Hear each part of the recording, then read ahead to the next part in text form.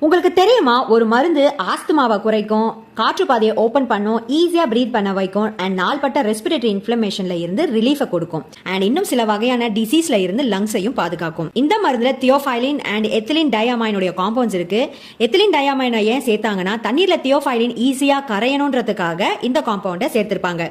So இந்த மருந்து ஈஸியா ஐவிலையும் செலுத்த முடியும். இந்த மருந்து எப்படி வேலை செய்யும்னா, சுவாச பாதையில இருக்கக்கூடிய மசில்ஸை ரிலாக்ஸ் பண்ணும். இதனால தசைகள் விரிவடையும். சோ சுவாசிக்கவும் ஈஸியா இருக்கும். இந்த அமினோஃபைலின் மருந்தை குறை மாதத்துல பிறந்த குழந்தைக்கு பிரீத்திங் ஈஸியா இருக்கணும்ன்றதுக்காகவும் கொடுப்பாங்க. இந்த மருந்து டேப்லெட் அண்ட் இன்ஜெக்ஷன் ஃபார்ம்ல தான் இருக்கும். 25 mg இன்ஜெக்ஷன் டோசஸ்லயும் 225 mg அண்ட் 350 mg டேப்லெட் டோசஸ்லயும் வெவ்வேறு பிராண்ட் நேம்ல மார்க்கெட்ல அவைலபிலிட்டில இருக்கு.